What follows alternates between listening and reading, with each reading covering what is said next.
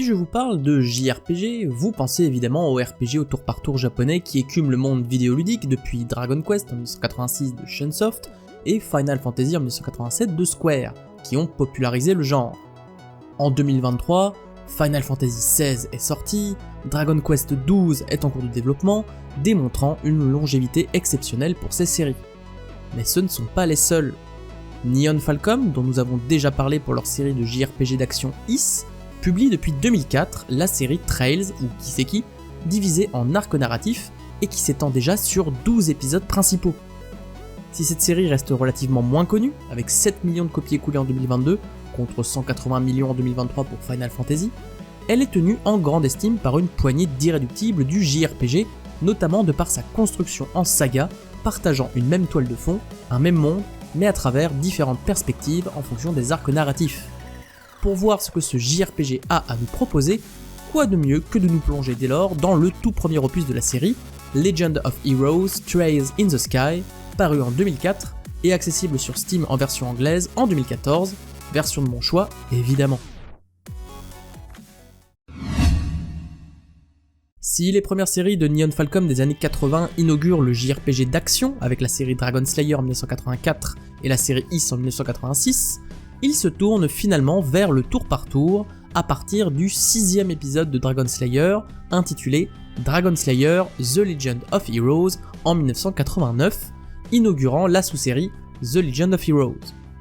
Mais ce n'était pas assez compliqué, et le 6e épisode de la sous-série The Legend of Heroes s'intitule Legend of Heroes Trails in the Sky, créant de fait la sous-série Trails, qui a depuis, comme je l'ai dit précédemment, accueilli 12 épisodes.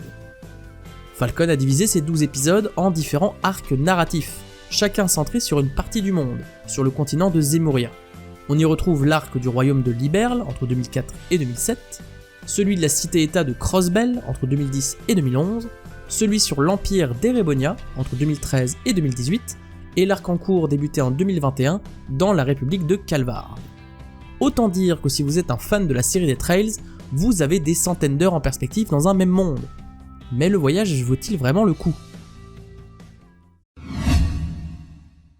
Dans Trails in the Skies, vous êtes donc dans les bottes d'Estelle et de Joshua Bright, deux jeunes bracers en devenir, l'une étant la fille de Cassius Bright, une sommité dans le domaine, et l'autre ayant été adoptée par ce dernier lors d'une nuit mystérieuse 5 ans auparavant. Pour faire vos preuves, vous allez visiter à pied toutes les guildes régionales des Bracers, en profitant à chaque fois pour découvrir une galerie de personnages qui pourront vous aider comme vous menacer dans un monde techno-fantasy mêlant épée, armes à feu et machines à vapeur. Croyez-moi, il vous faudra aimer la lecture. Les personnages parlent énormément. Chaque PNJ mineur a des lignes de dialogue qui changent en fonction des dernières avancées du scénario, et vous en saurez très vite énormément sur la psychologie des personnages, mais aussi sur leur vie de tous les jours. En privilégiant la quantité à la qualité, on a vite l'impression d'être submergé d'informations, parfois intéressantes, mais parfois un peu trop prosaïques. Avec un peu de pratique, on finit par accrocher, car cette écriture suit avec talent la progression de l'aventure, ce qui la rend très confortable. On suit vraiment la vie de deux jeunes gens lâchés sur les routes, qui parfois flânent sur un banc, mangent un bento, dorment à l'hôtel, combattent des monstres et résolvent des problèmes.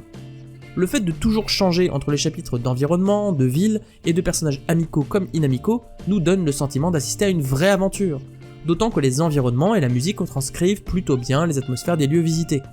Après, il faut aimer le style graphique isométrique vieillot. Mais voilà, cette écriture volubile et prosaïque cache un gros problème de rythme. L'histoire met ainsi plus d'une dizaine d'heures à démarrer, ce qui découragera l'essentiel des joueurs qui essayent le titre, d'autant plus s'ils ne sont pas convaincus par le système de combat. J'avoue avoir lâché la manette pendant quelques mois après les premiers chapitres. Pourtant, lorsque l'histoire démarre, elle fait tout de suite sens. Tous les dialogues précédents convergent vers les soubresauts en fin d'aventure, vous impliquant davantage émotionnellement, et d'autant plus que vous serez tapé toutes les lignes de dialogue et tous ces voyages. Les dernières heures m'ont ainsi beaucoup happé. Dans ce voyage au rythme inconstant, il y a tout de même quelque chose d'immuable, le système de combat.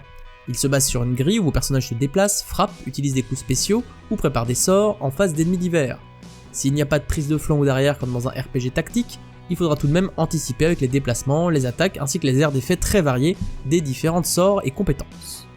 Si on retrouve l'équipement à améliorer pour taper et se défendre plus fort, l'essentiel du combat consiste dans les sorts ou arts et les compétences ou craft. J'ai trouvé l'explication en début de jeu des arts catastrophique, ce qui m'a presque poussé à lâcher immédiatement l'aventure. En fait, chaque personnage a des slots d'art, qui ne sont pas tous ouverts au début de l'aventure. Chaque slot d'art peut accueillir une ou plusieurs catégories de quartz, des items magiques répartis entre temps, feu, eau, vent, etc. Quand vous placez un quartz, vous gagnez son passif, allant de plus de points de vie à une meilleure défense. L'intérêt aussi de ces quartz est qu'ils donnent en plus, en fonction de l'organisation des slots d'art de votre personnage, des points de magie qui peuvent se combiner. Un point d'air donne Airstrike, 4 points d'air donne Aerial, une sorte de tornade, et 4 points d'air avec 2 points de terre donne Lightning pour balancer de la foudre. Il faudra donc combiner vos quartz pour avoir les sorts qui vous intéressent, avec 4 pages de combo accessibles dans votre menu. Chaque personnage n'a pas la même organisation pour ses slots, certains combinent 5 slots, ce qui vous permet de placer 5 quartz et de profiter de tous les points, d'autres divisent leurs slots en parties différentes, vous imposant de faire des choix. Pour les crafts, c'est plus simple, plus vous tapez, plus vous gagnez des points dans votre jauge de compétences, vous permettant de les utiliser, ce qui donne des attaques spéciales aux personnages parfois intéressantes, comme le boost de force d'Estelle ou l'attaque sur les points faibles de Joshua. Si vous accumulez suffisamment de points de compétences, vous pouvez utiliser des compétences ultimes, les S-Craft, qui sont beaucoup plus fortes mais consomment tous vos points d'un coup. Je vais être franc, le combat m'a ennuyé.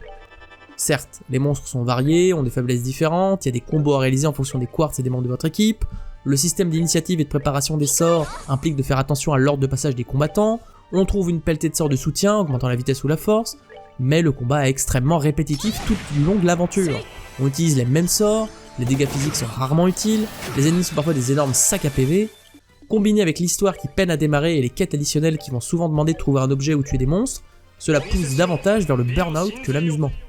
C'est d'autant plus dommage que l'histoire de Sky est utile pour les autres softs de la série, même s'il est tout à fait possible de démarrer également par l'arc d'Eremonia avec Trails of Cold Steel. Heureusement, 2 choses existent.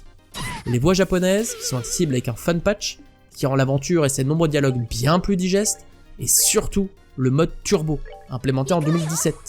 Avec une gâchette, les cinématiques, les déplacements et les animations de combat vont jusqu'à x8 en fonction de vos réglages, tout en gardant les musiques et les échanges entre les personnages. En une trentaine d'heures de jeu, je vous confirme être resté appuyé sur cette gâchette pendant les 95% du temps. En l'absence de cette gâchette, pour la même aventure, je pense que j'y aurais passé plutôt le double. En bref, Trails in the Sky est une aventure sympathique, une ode au JRPG d'antan et à l'aventure traditionnelle, où l'on suit avec intérêt la vie de tous les jours des enfants de Cassius Bright, jusqu'à ce qu'ils découvrent une organisation secrète, des complots politiques et des rebondissements divers. Malheureusement, le soft se perd au milieu de lignes de dialogue ad nauseam, de rebondissements qui n'interviennent que dans les dernières heures, avec un système de combat plutôt bien réalisé, équilibré en déplacements, sorts et compétences, mais qui finit par s'avérer bien trop répétitif sur la durée, la faute à des évolutions de sorts et de personnages pas si marquées. Reste que le titre est plutôt agréable à parcourir grâce à son world building exemplaire, au fait qu'on n'est jamais vraiment perdu, et que la vie des NPC avec toute leur ligne de dialogue qui change en fonction de vos actions rend le tout cohérent. Je note donc ce jeu Techno Fantasy sur Burnout. Jadis, on avait le temps de se laisser porter par un jeu, de le découvrir, de le dompter, de l'apprécier pour son histoire. Et Trails into the Sky aurait sûrement été un grand jeu dans mon enfance. Aujourd'hui, face au temps qui me manque et à mon âge avancé, j'ai beaucoup plus de mal à me lancer dans des softs qui nécessitent des dizaines d'heures pour devenir intéressant au niveau de l'histoire, avec un gameplay qui ne me satisfait guère. Je pense que le fan de JRPG y trouvera sûrement plus facilement son compte que moi. En tous les cas, le world building reste quant à lui exemplaire. On sent que les scénaristes avaient déjà quelques coups d'avance, et même si l'aventure était longuette, je ne serais pas mécontent de prolonger l'aventure dans Trails into the Sky Second Chapter, sorti en 2006, ou de démarrer Trails of Cold Steel en 2013 pour m'immerger dans l'Empire dont on ne fait que parler dans cette aventure. Cette cohérence d'ensemble des Trails est clairement l'argument de vente de la série.